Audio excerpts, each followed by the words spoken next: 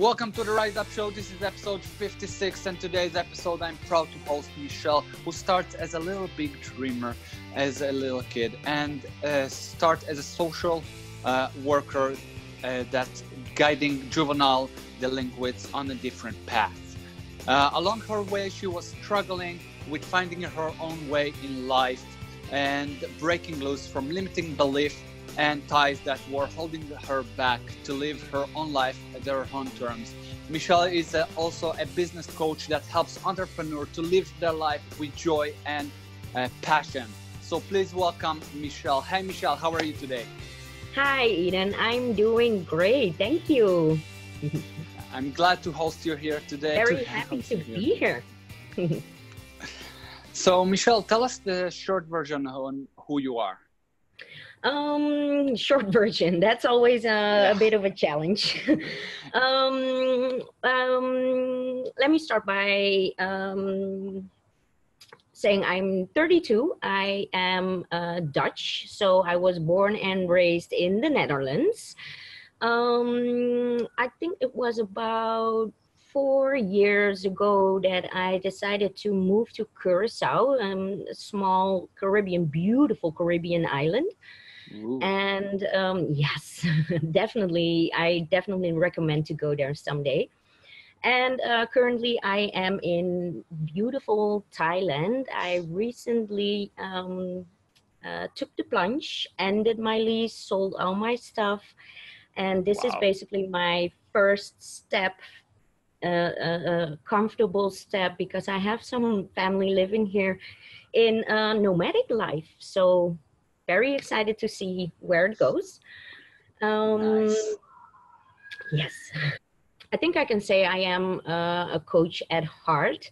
You know, when you reflect, the older you get, the more you reflect on things in life and on yourself. And I basically found out along the way that stimulating and motivating,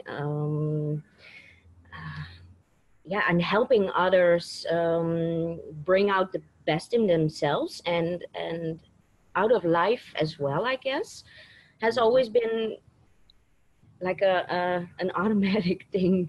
It comes natural. I can't turn it off. You know, I'm not always in the coaching mode, but it's just something that comes natural. So yeah, that's basically a short version, I guess. Nice. Yeah, I can see the view. It looks amazing there in Thailand. So how did you start your business? Well, the process itself, it basically started when once I decided to start this coaching business. The first thing I did was to get the message out and put a video. I think even just on my personal Facebook page to get the ball rolling, and also to you know, push myself in action mode, like, okay, this is it, you can't deny it anymore. And then started with some clients within my own network at Curacao, and then it kind of gradually transformed into online coaching. So when I started, I already knew I wanted to go online with this. But yeah, I don't have to explain you. It takes time to set everything up, and you just want to get started. So yeah, that's basically it. Get the message out, get the ball rolling, start within the network, and then while doing that, you know, build everything up to go online. Nice. And it's taking a lot of courage to actually post on your Facebook page, because you know all the people you know there, and maybe I'm sure that you are debating with yourself what to do, but amazing steps that you take. Nice. Yes, it took me some time, you know, to work on the message. Okay, what am I going to say? And also exactly what you're saying, like what will people think, and all these things crush your mind. But yeah, like what you say, you know, you just got to do it and can't wait till things are perfect. Yeah, the worst thing is to let the fear of what other people think to dictate our life. That's the worst Yeah. part. So Yeah. just do it like you said, or like Nike said. Just do it. Yeah, I Just think do it's it. the best USP and the best phrase ever. It applies to everything. Yeah, some great marketing there. Yes, definitely. So why did you start your business?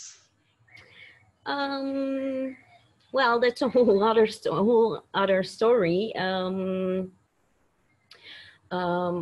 Back when I was living in Holland, I already was coaching, but for a semi-government organization.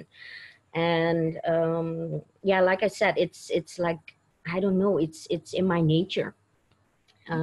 So I was doing that for a couple of years, and then I decided to move to Curacao. So I had to quit my job and basically start over in Curacao. And I couldn't apply for jobs in the same field because I didn't speak the local language fluently at the time, and I still struggle.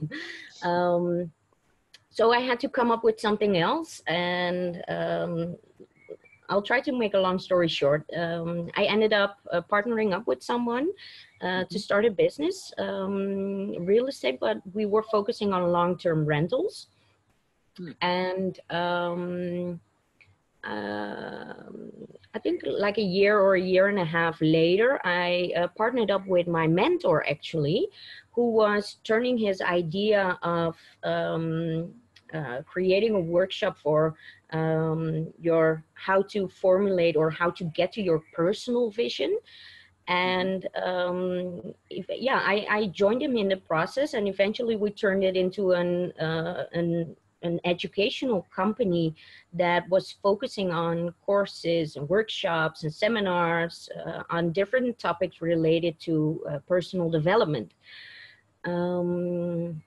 So that was very, very cool, and I was very passionate about it. But unfortunately, um, the funding stopped. So the whole thing got put on hold, and basically I got forced that way. Yeah, to figure out for myself and to come up with something. Okay, now what do I do next? And yeah, I just took some time to really think it through, like, okay, what do I want? What am I good at? And do you know the image of the ikigai thing, like your passion and your what are you good at, and what is the market, and all these things combined form your I think it's pronounced ikigai. So I was doing that for myself, and this is what I came up with. Go back into coaching, and in a relate or on a topic that's very close to my heart, because in the process of setting up that company, I was so passionate about it that it flipped like the wrong way, as far as you can call it wrong, because I completely lost myself in the process, and I was only focusing on that and forgetting about everything else, and till a point that, yeah, I didn't even recognize myself anymore. And so basically that got me started on coaching on this topic, like, hey, how can you prevent that from happening? Or if it did happen, how can you turn it around again? How can you create harmony between the thing you're so passionate about and that we started a business from, with all these other things in life that are also important and that we also want to pay attention and spend time on. yeah, and I figured out a way how to do that for myself. So basically, that's the way that I keep, in the back of my mind when I'm coaching. Yeah. Wow. Amazing process that you've been through with Yeah. all that flip in your life and changes that, and you're still going on and still do some coaching and developing yourself. Way to go. And traveling while you do that. Yes, yes, yes, yes. Amazing. Yeah, for some reason, some friends always say like, there's just always something happening whenever things settle down and they become the norm. Like, okay, what's next? It's time for the next challenge. Let's do this. Yeah, I can't help Yeah. it. It never ends. We always have new challenges, always have new things or fears to deal with. Yes, yeah, People think that when you get to the top, that's it, no more fears, no more challenges, but it's always keep on and on and on, because if you don't challenge yourself and if you don't go in spite fear, you just lose it, yeah, because you're kind of dying, if you will. yeah, yeah. Then yeah, if it stops, and if it stands too still for too long, yeah, I don't know. For some people, they like it that way, and that's okay. But Yeah. yeah, I can imagine it for myself at least. Definitely. So how do you keep momentum and being the best version of yourself? That's a good question. That's sometimes it really is a struggle. I think, yeah, I think for all of us it is. You always have days that you're like, oh, and but basically the process or the system that I just talked about, what I use for myself, to create that harmony and to maintain it. That's also basically the approach or system, whatever you want to call it, that I use for myself to keep that momentum and to keep going, because it really helps in breaking up all the things that you want to do into smaller steps. It helps you prioritize. It helps you to set your goals, to know what to focus on, and then it also really helps to break down the things you want to do in or want to accomplish in small steps. Mm-hmm. And by doing that, there basically is at least one small thing you can do every day to keep going and to keep moving forward. And on some days you can take 10 steps or maybe even 50, and on some days it's just one, and that's okay, because at least it was one. So yeah, I think that's what works for me, at least, to keep that momentum and to keep working on myself and yeah, improving and learning. Keep on learning. That's the best thing to do always. So what is the biggest struggle that you had and how did you overcome it? Um, well, the biggest struggle that I had, I can split it up in like different, um, uh, how to say it, like different phases of life, I guess. Mm-hmm. Um, and for each phase, there was one or maybe even more struggles. Um, but I think the biggest struggle, I think there were two. First one is to really get to know yourself and to kind of break loose from all the things that we learn and that basically condition us while we grow up, um, and to break loose from that, because a lot of these things aren't aligned with who we truly are.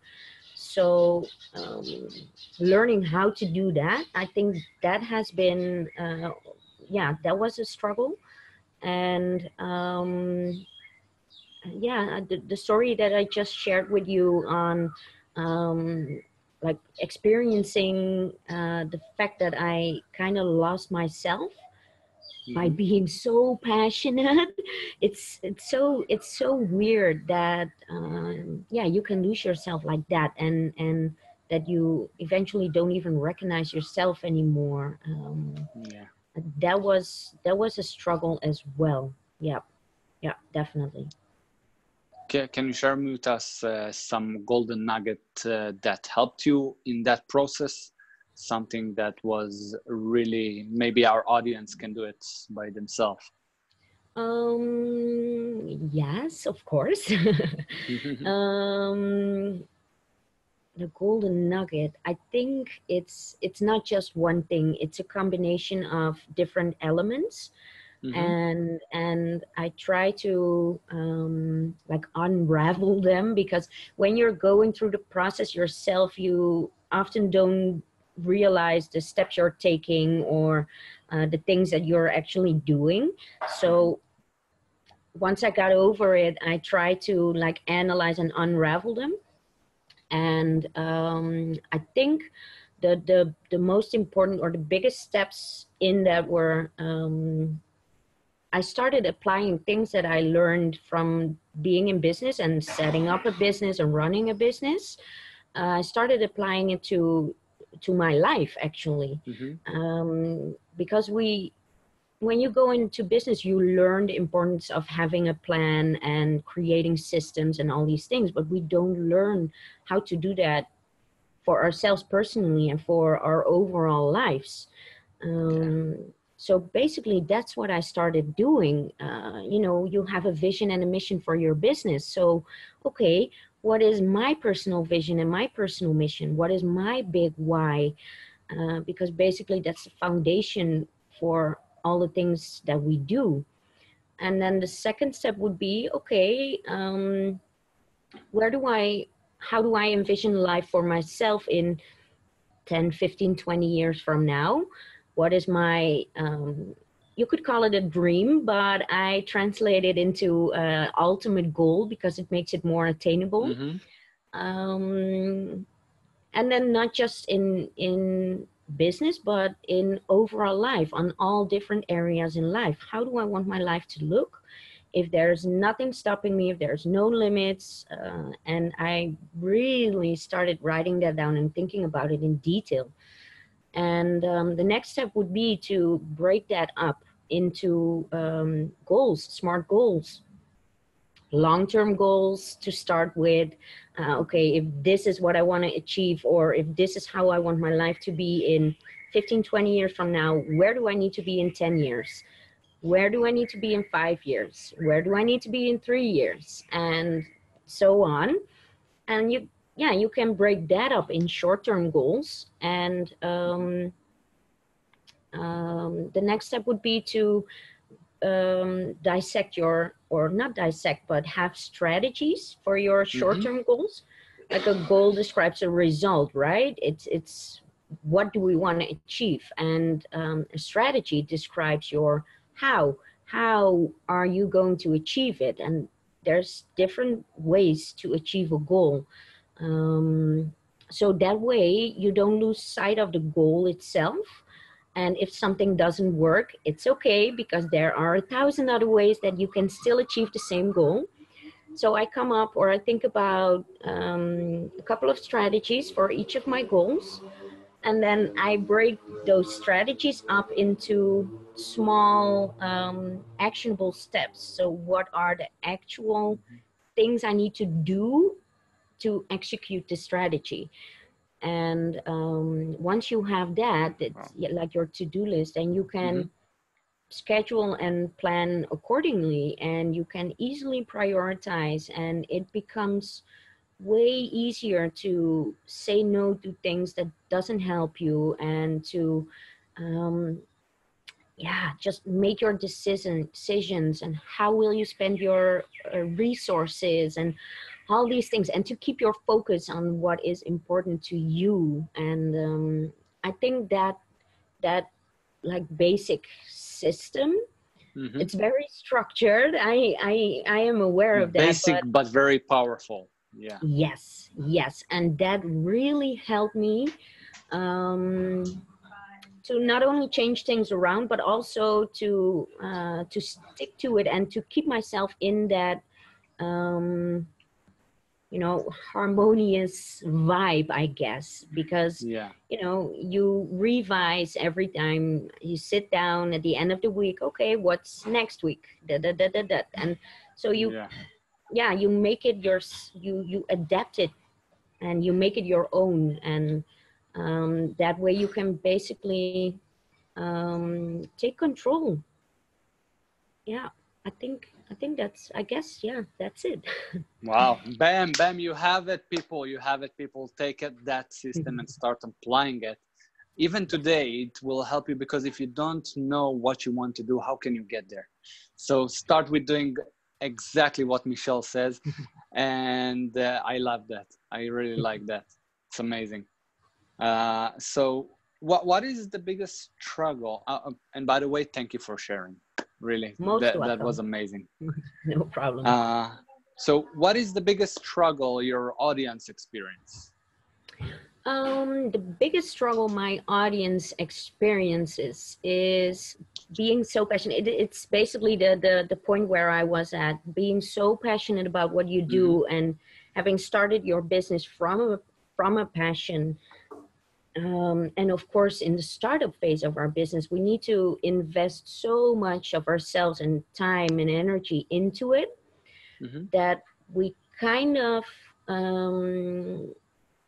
get stuck in that. It becomes the new habit, and we tend to lose focus on other things in life. And it's the combination with these other things in life that that makes us feel satisfied and fulfilled in life. It's Mm-hmm. not limited to just having a successful and being passionate about your business. It's Damn right. there's so many research done, and so many people have been interviewed about this topic, and Yeah. the conclusion every time is the same. It's not just one thing in life. It's a combination of. And so Mm-hmm. that's the biggest struggle of my audience, to get that combination of important things in life, and not lose focus on your business, and keep that going as well, and Yeah. be successful in it. Yeah. Nice. So can you share with us some success stories that you had with your clients? There is one story that is popping out for me, um, and it's a young lady. I think because it reminds me of myself. um, a young lady who was a singer, Mm-hmm. but she was doing it on more for a hobby, and she had her profession on the side as well, working full time. And yeah, long story short, she felt like an urge or a pull to develop herself in her singing as well, and spend more time on her career, her singing Mm-hmm. career. Um, and she was held back by so many things in her environment. Um, a lot of it had to do with the people who were surrounding her, and Mm. who had Mm-hmm. an influence Most of on the time it's like that. Yeah. yeah. And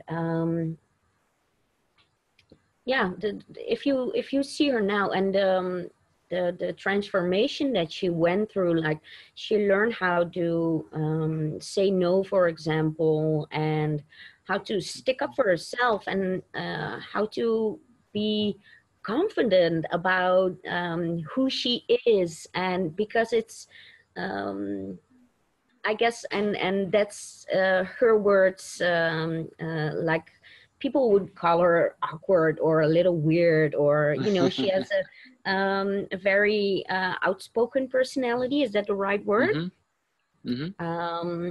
And, you know, not everyone can handle that, and not everyone can deal with it. And so she was being held back, Held back. and yeah, by all these people surrounding her, and she really learned how to break loose from that without jeopardizing the relationship. But she needed to shape the relationship in a different way. And what she's telling me now is that of course some people, you know, they aren't in her life anymore, or a whole lot less, but the ones that she has a true or a genuine connection with are still in her life, and they even support her more now in a different way, and they genuinely love her and help her and support her. And it's it makes all the difference in the world. It's yeah, and the way Wow. you see her transforming, and yeah, it's amazing. It Sounds that's amazing. what I do it for. Yeah. That sounds amazing. Yeah, most of the time, the people that holding our back is like the 5 people that are around us. Doesn't mean that we need like to shut off and say we're not talking with them, but to understand exactly what you said, to do that transformation and shape your life. Give more time with other people that can lift you up, but don't like say I won't be with them anymore. Like you can work it out and balance that together. Yes, exactly. And that's amazing what you did with her. Well, eventually she did it herself. So that's, you know, I can't take credit for changes that people make or transformation. It's eventually they have to do it themselves. Eventually that's their choices, not ours, of course. Yeah, we can guide them along the way and help them. In her case, for example, it was a very crucial element was that she had a tough time, and she really struggled with her inner communication to express to people like, what do I want, and what do I feel or think is important, and what are my values. And by basically reflecting a lot, she really learned how to communicate all these things clearly. And that is a big part in why it shifted, because if you can communicate things like that clearly, then people accept it and they respect it, and they don't wash over you. If you're not ready to transform, so nobody can help. You need to be ready for it, committed for it, and really go full on in it. Yeah, definitely. So yeah, of course, as you said, you're a coach, but the decision is theirs. You're guiding them, you're helping them get them to see what they need to do, but the choice, it's theirs. Yeah, that's definitely. amazing. So if you can go back in time, what advice will you give to your younger self? Lots. Excuse me. Yeah, lots. I think the main thing would be, because, you know, also in the journey of life and the things that we learn, we need those to get where we are right now and be the person who we are right now.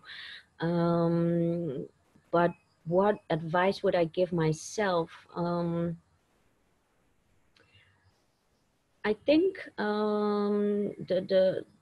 I think I would tell myself to believe in myself more than I did, and to start learning earlier on in life, to trust my instinct and how to do that, how to listen to your instinct and trust it, and not listen too much.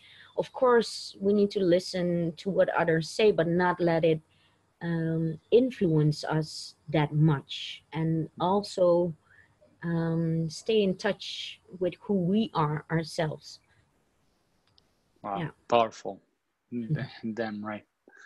We don't need to let that all the noise to penetrate our zone. We need to be there and give ourselves, but don't let it too much in. Of course, listen to people, but don't really apply everything that other people said. Damn right. Yeah, exactly. Yeah. Pick out those things that help you and forget about the rest. Yeah. So we're getting to the end of the interview, and I have one more question for you. If you had a chance to go to deliver the one message that will stay written in time, in history, what will it be? That's a tough one, Eden. Wow. One message that will stay written in history. Yeah, I guess it follows up on what I just told you, or what my answer was. Like, do the inner work, and really invest in getting to know yourself. And yeah, I think that sums everything up, because when we do that inner work, and when we invest in getting to know ourselves, we can build from there, instead of, on our own foundation, instead of building on other people's foundation. And at the time we figure out, hey, this is not my foundation, this is not me, this is not based on my values, and it's not aligned with who I am, then we need to break it down and start rebuilding. So if we can start building from our own foundation right away, we will get there where we want to be so much faster. Yeah, I think that's sums it up. Love that. Inner work is really everything. If you can't, you're not driven to do things, and you're not believing in yourself, how can you do it? So yeah, inner work is everything. Yeah. So Michelle, how can people know more about you? Well, I would very much like to invite listeners of the Rise Up with Eden to join my group if they feel that what I just shared with you in the interview, if it speaks to them. I have a Facebook group. It's called Run Your Life, and basically the group is where I share all these things that I'm sharing with you right now, and I do lives where I go a little deeper, and actually it's a quite engaging community. So there is tons of values being shared in the group, and I am working on some pretty cool things to give away on or to group members. And for example, like a mini mastermind with the 3 or 4 or 5 people who engage the most, or things like that. So there is lots of things happening and coming up in the group. So that's and that's also the place where I am, where they can find me, where I'm interacting the most. So where they will get the most value. There's a website and there's a business page, but it's just text, and it's okay. It looks nice and all these things, but if you want to engage and really get value, of course, there's no cost involved, and it remains that way also. And I adapted an approach of no pitching, because it kind of annoys me when other people do it. So I also don't do it. Yeah, and all of that is happening in the group. So please do join the group if you like what you're hearing and if you want to get more. Nice. Way to go. So don't miss out on Michelle's content. So just click the link below. And if you like this video and you find it valuable, give us a thumbs up and share it with your friends, and be sure to subscribe, that you won't get missed any other tool that can help you to lift up your business and your game. So have an amazing and productive day. And thank you, Michelle, for that interview. It was amazing and really fun and honored to host you here. Well, I really enjoyed it, and just thank you. Thank you for having me, Eden. It was my pleasure. It was my pleasure as well, and have an amazing and productive day. Thank you, everyone.